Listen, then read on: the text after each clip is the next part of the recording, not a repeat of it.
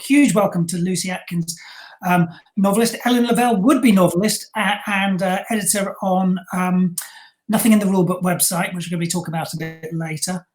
So thanks very much for coming along on a, is it Tuesday? I'm getting so confused. Who knows? Could be anything. Could be any time. Tuesday afternoon. Same. I have a cup of tea. And I hope you have something similar. But anyway, yes. Welcome. Now, Lucy, congratulations on Magpie Lane. Your fourth novel. Am I right? It's your fourth, isn't it? It's my fourth novel. Yep. And published just in February before Britain went completely nuts. It was published in April. It did come out in ebook. ebook. Yeah, that's what you've picked up on. It came out in ebook earlier than it was actually published.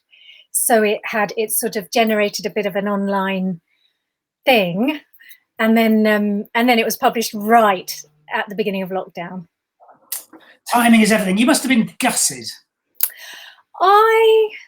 Was I gutted? I think because everything that was happening was so extreme and so awful and a matter of life and death. I wasn't gutted. I sort of thought, oh shit, that's not good. But I didn't sort of, it felt way too self-indulgent to be weeping and wailing. And actually, in some ways, it made us just really buckle down and try and promote it in a different way. I was upset not to get to some of the events I was really looking forward to. My book launch party.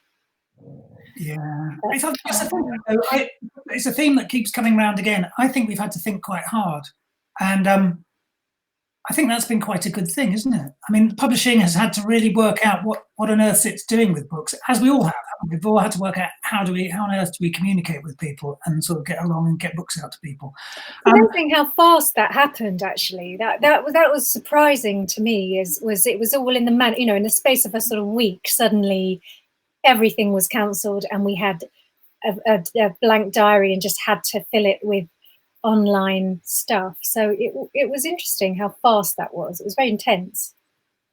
Now I'm going to have to pause and say hello to a few people because there's people who turn up without fail and they're wonderful. So hi Sven, hi Timea, hi Sue, hi Caroline, and hi Susan. Thank you very much for dropping in. But anyway, Magpie Lane.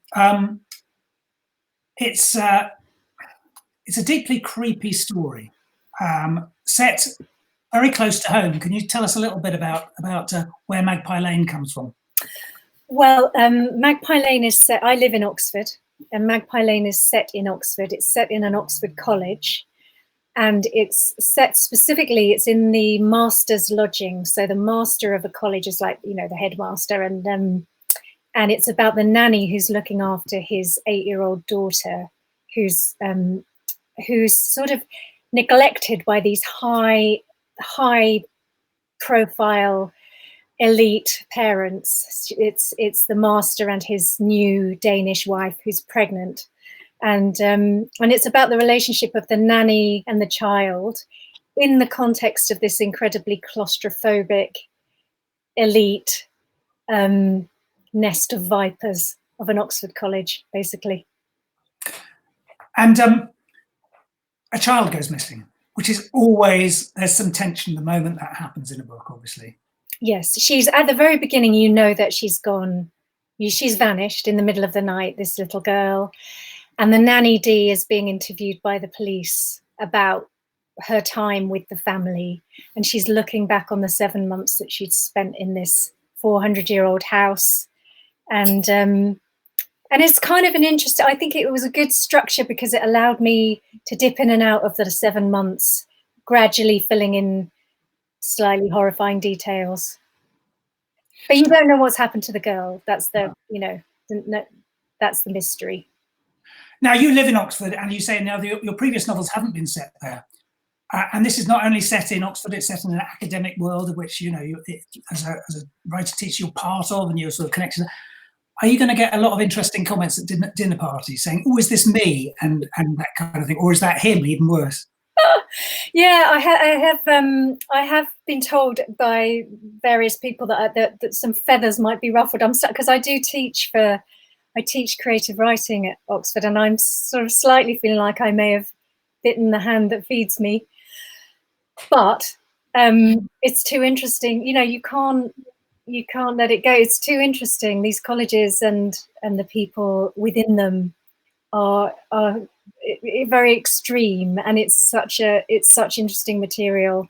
But I just couldn't not do it. It's had fantastic reviews as well. I mean, it's been so well received. So you know, whatever happens, however people get their hands on it, I'm sure it's going to do brilliantly. Oh, thank you. Ellen, I actually met you while going to an event.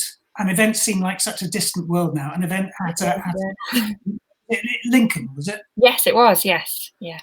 And you were interviewing me and the writer Joe Spain, who had turned up there, and it was a brilliant interview. It was very well done. Is that what you? What else? What do you do? What else do you do apart from interviews? It's a bit of a strange time in my life, because at that point I was working in a bookshop, and I was doing interviews in my spare time, which is what I love doing. I'm a writer, and whenever I have spare time, that's what I'm doing. But I was working in a bookshop after finishing my degree. And then I'd applied for a copywriting job in London. So my last couple of shifts in Waterstones, which is where I was working, were the beginning of the lockdown. So that was a really odd experience. As you were saying, you know, you were talking about how things were changing every hour, and things that we were, you know, what we were allowed to do and how we were supposed to operate, that was changing every hour. We were getting updates from people telling us what we had to do and how to react to everything that was happening. And so they were my last shifts, and then I was supposed to move down and start a career in London as a copywriter, and that isn't happening, as you can imagine. It's so it's been a massive change. It's been really strange time for a lot of people. I think I have friends that are already in the city who were moving jobs and, you know, moving from paper to paper. A lot of them are journalists, and it's been a mad time for so many people, particularly I think when you're working freelance. I think that is also, you know, must be really quite difficult. But at the moment, what I've been doing is the interview that I wrote about you and Joe Spain, that went on Nothing in the Rulebook, which is a website that I've been an editor of for probably just about a year now, with my friend who started it in 2015. And it's basically a collective of creative people from all across the world. We've got people that are submitting to us from the US. One of the ladies that's taken part in our recent project, Lockdown Lit, she lives in Italy. And we were just actually on Zoom one night, and we were talking about the situation, and he lives in London, and he was talking about what it's like down there. And we were trying to think of a way of doing something good in this strange time.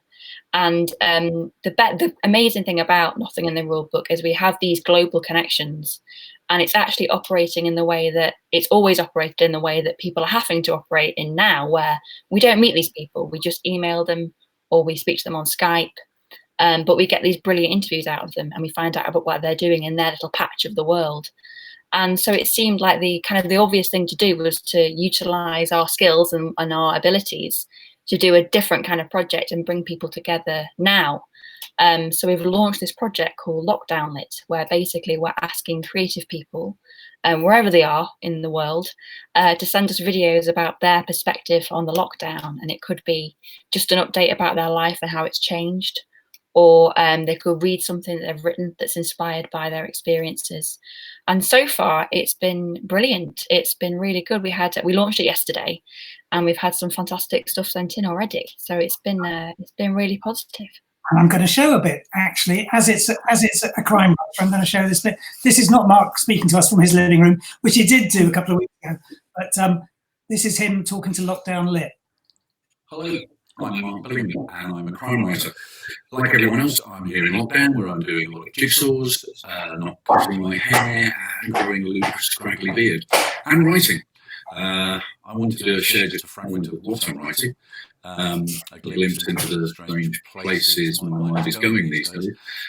So this is an extract from a work in progress, a standalone novel, in which my narrator introduces another of the characters, Lucy. Lucy, aka L-Plate. I reckon her parents probably own most of Sussex or something, because she talks like she's one of the royal family, and they're always bringing her fancy food and gorgeous clothes in. But for all that, she's actually dead nice. I cut it off there, but because we can't have too much of brilliant crime writers on this program. But look at his webcam. I'm jealous. He's got such good lighting and sound there. You know, I got to work on it myself. I worry about myself being out of focus and slightly pink. But I think that's a great thing. I mean, presumably this is just like it is forcing everybody to stop for a minute and think and work out how they can do things differently. How long are you going to run this project for then? Do you have any idea? Yes, I think we're keeping it open for as long as the lockdown lasts. We don't want to cut it off because we don't know what's going to happen. And obviously things are changing, so people can do more than one video, we think, if they would like to. But yeah, we want to keep this community going. And once the lockdown is over, we've had conversations about doing another series and keeping this as a kind of we called it like an open mic night in lockdown, because it's the closest thing we'll get to.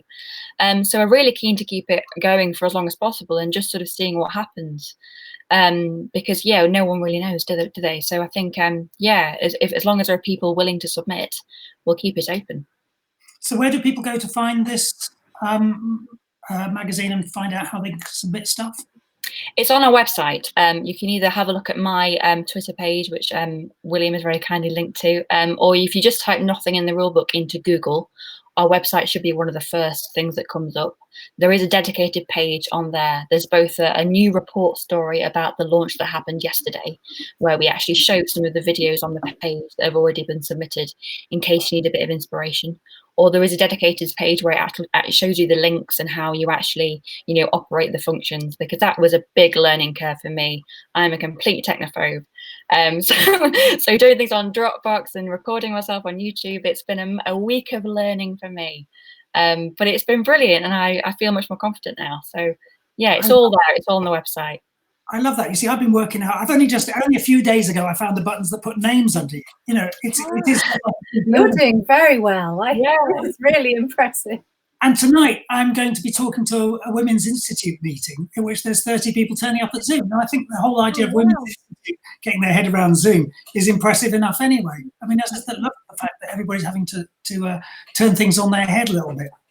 Yeah, I've been doing Instagram live creative writing classes with Psychologies magazine. I'm doing them every Friday. So if anybody listening to this is interested in having a little creative writing tutorial, it's 1:30 on a Friday on Instagram. That's brilliant. I'll have to find that out. That's exactly the sort of thing I'm supposed to know about and be plugging. I actually, tomorrow I'll have... Yes, I'm not very good at that. From the Curtis Brown Creative Academy, who are going to do some open stuff over the next few weeks for exactly the same sort of reasons. There's a lot of people at home, and there's a lot of good teachers like yourself who have stuff that they're happy to share. So you're also a critic as well, Lucy. Is that at all under lockdown? You're having to do things differently on that? I mean, I think you tough time at the moment. I'm a critic. I tend to write book reviews mainly for the Sunday Times, and the books pages have shrunk a little bit. So I haven't seen a slowdown yet, but I think fewer books are going to be covered. And the main difference, I love reading with an actual book. I can obviously read on a Kindle if I have to, but I'd much rather have a book, and I connect with a book in a different way than I do with a Kindle. But because of the lockdown, I'm just currently starting to review a new book by Curtis Sittenfeld, who I love, and and I've got to do that on a Kindle, and I'm slightly, there's a little part of me that's thinking, am I going to shortchange this book a bit because of that distance I always feel when I'm reading on a Kindle compared to the connection I feel when I read the book? So I guess that's something that's changed. But other than that, people still want to know what books to read and still want to get opinions on what's the new releases and things. So I think it's, not changed that much. Yeah, one thing I wanted to ask, I mean, like in terms of being a critic, you also write domestically focused thrillers, to which general criticism has not been very attentive. Do you find yourself caught between do you know what I mean? I think a lot of that sort of domestic stuff does get overlooked by a lot of the critics. As a critic, do you kind of find that yourself? I mean, obviously, I tend to review. So my critic hat is quite different from my writer's hat. So I tend to review quite literary books. Yeah. I don't review thrillers and crime and things like that for in my critic role. And so yeah, I mean, I think there's a lot of things to unpick with this notion of the domestic thriller. I mean, I object. I just don't like that term at all. I think it's used to sort of cordon off and belittle a section of books that are often written by women, and I don't think it really adds. You know, I don't think. I mean, my books often take place in houses, but then, you know, so did a lot of books.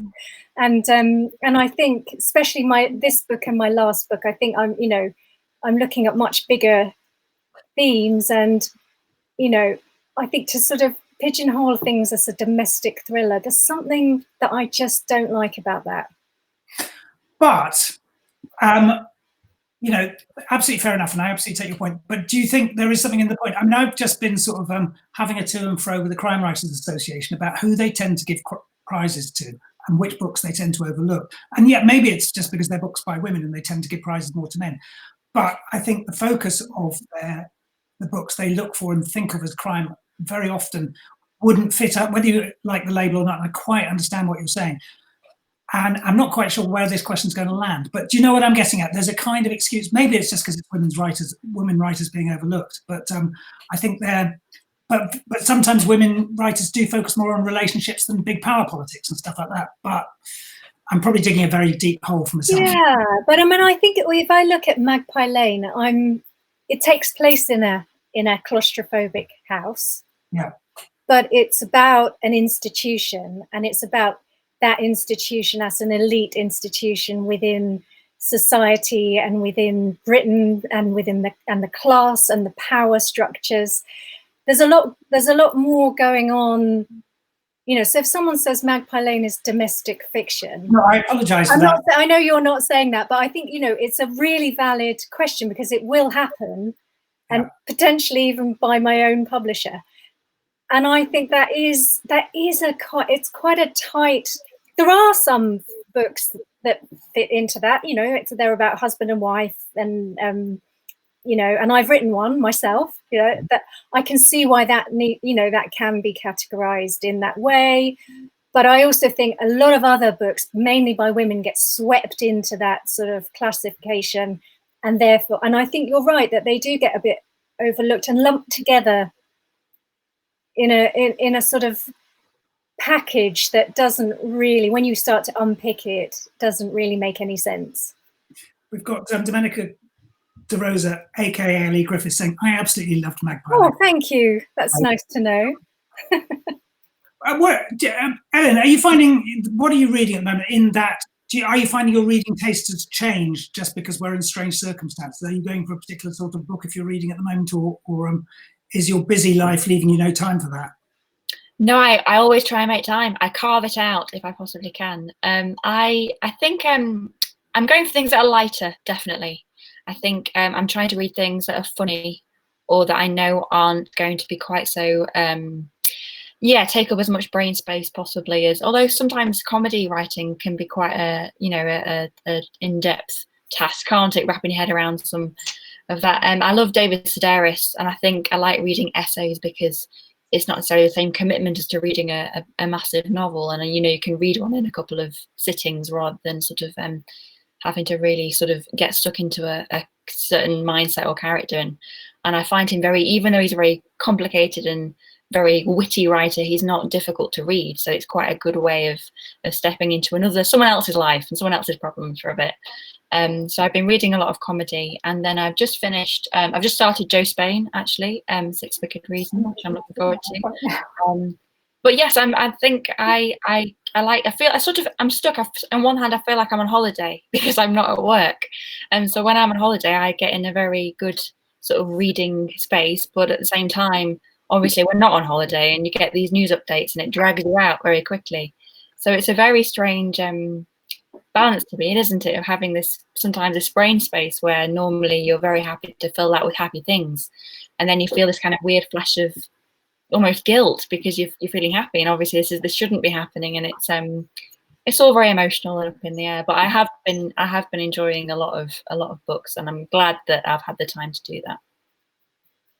Andy Hill's just asked, is this pigeonholing by genre a convenience for the industry or the reader? And to be honest, that's a really brilliant question. And I think sometimes it's a bit of both, but it's mainly the industry. And the industry can suddenly declare a whole subgenre is dead.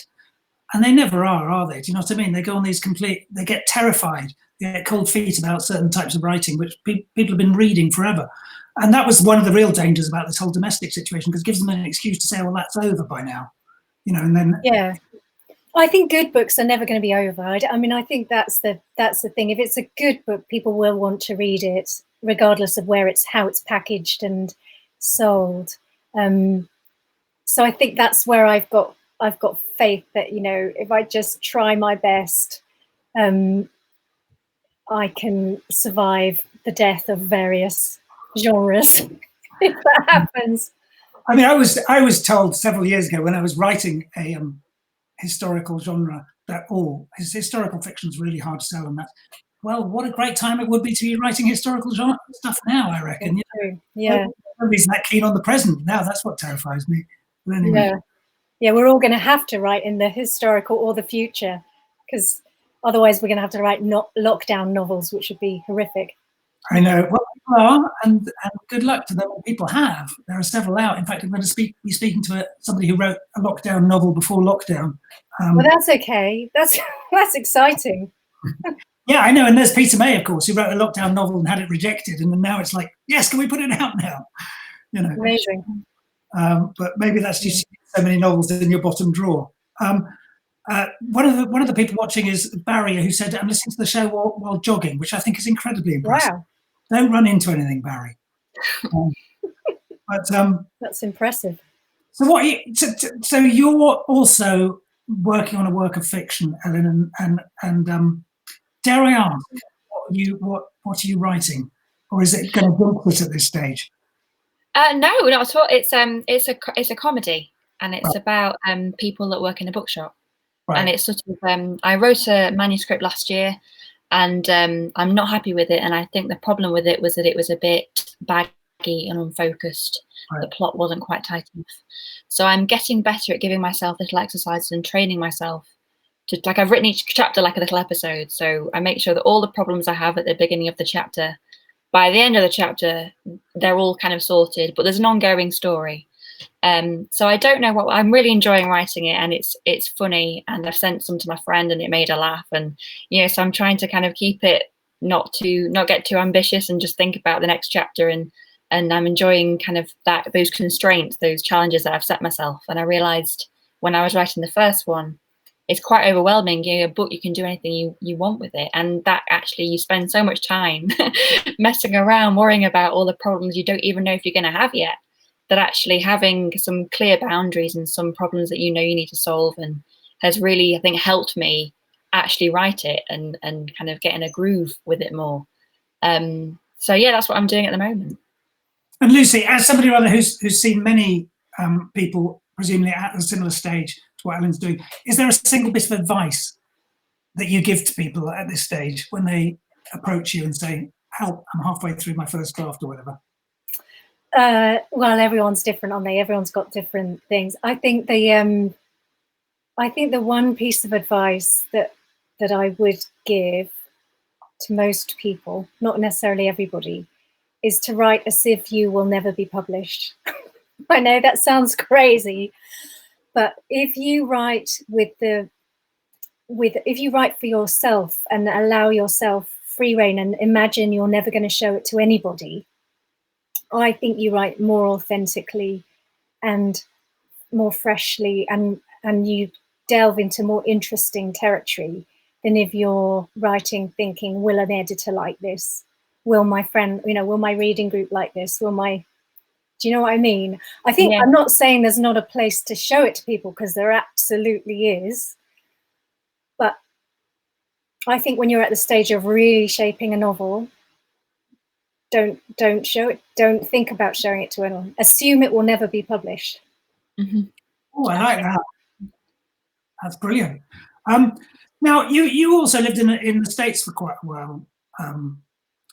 Did you ever? I mean, like that's an interesting place to be a writer because it's a very different environment for writers in the weird way. There's a lot of university support for writers. I mean, as there's beginning to grow here, but there was quite an ecology for that. Did you ever get stuck in to that writing thing when you were there, or were you just too busy with other stuff? Well, actually, I did write my first novel when we moved to America, and I think this ties in with what I've just been saying, that I think I was able to, I didn't plug into anything at all. I plugged out of things because I'd moved from Britain. So I was very alone, and I was doing other work. I was writing some non-fiction books and journalism, and I had 3 little kids, and I was just doing my own writing just for me. And I didn't think it would ever be published, and I didn't tell anyone about it because I was embarrassed, because I already tried to write a novel and it had been a disaster. And it was that secrecy and the very fact that I wasn't plugged into anything that I think allowed me to write the book that was then published. So yeah, so I can't enlighten you on the writing community in Boston. Which is a thing as well, isn't it? Well, I know, which now if I went back to live there, I'd be immediately trying to plug into, because I think it would be really vibrant and interesting. And it's actually kind of my dream to go back and teach at Boston University and experience it, because I think it's so, what I know of it is it's incredibly vibrant and interesting. And but at the time, no, I was completely solitary. I mean, one thing I did want to ask you is about one of the reasons why you bristles, I suspect, when I said domestic, is that you write novels with quite big themes, with quite a lot of reference, quite often quite a lot of research involved. In The Night Visitor, there was sort of natural history and stuff like that. There's the thing about power relationships in colleges in this, and yet they work as thrillers because of tension, and you're very good at tension. Did anybody, was there a penny drop moment where you ever figured out how to do tension, or has it been hard won? I think I'm still figuring out how to do tension. I don't know about you, but I think it's an ongoing project. I think it's about being a neurotic person, to be honest. I think it's that I am probably, I get my anxieties out on the page. And I actually, interestingly, I realized a few years ago that I wrote a poem when I was about 10. And it's the only poem I can remember from my childhood ever having written, and I can still recite it. And I'm not going to, but I guess. And I realised that it is a suspense. It's a suspense poem, and it must be something that is deeply inside of my personality. This kind of slightly anxious, fearful, subconscious that needs to be expressed. And I think that's probably why I do gravitate towards tense scenarios. Now, my main objective for doing this is obviously just to peek into other people's rooms while I'm in lockdown, and that's very good. Now, so you've got a very nice shade, but I'm talking to you in what I think is kind of your special writing space. Is that right, Lucy? Yes, you're in my shed, which is, thank God, separate from the house, because I've got 3 young adults / teenagers in the house working very hard to mess up every room and fry things constantly. And is this one of the great and much desired writing sheds? It is a writing shed. It is. It's beautiful. And I before, as we went into lockdown, for some reason, just when I'd launched Magpie Lane, I decided I need to paint the floor. So I painted the floor. I won't move the computer because it will probably disconnect or something. But I'm so relieved. I can't tell you how relieved I am to have this shed. And have you got a lock on the inside? No, as you saw earlier on, one of them came in, Mom! It never stops, even in the shed. But yeah, they're too lazy to come down the garden. So, not that we have a very small garden, but they're, way too far. Listen, I'll leave it there because I'd like to leave around the half-hour mark, and we're at 29:42 seconds, which is very, very high. But thank you so much for coming by. Tomorrow I'm speaking to Abir Mukherjee and Anna Davis from Curtis Brown Creative. And on Thursday, I'm talking to Liz Nugent and Leslie Kelly, who's a novelist who is one of those novelists I'm talking about who has written a book about a pandemic, and now suddenly things have sort of come true. Anyway, thank you so much. It's been a pleasure. Thank you for having me. Thank you. Yeah. Brilliant. Good luck with Magpie Lane. I'm sure it's going to be massive. Oh, thank you very much. Thanks again, Ellen, and see you again soon. Please go over to Nothing in the Rulebook website and have a look at what's going on there. Goodbye, all. Bye. Thanks for having us.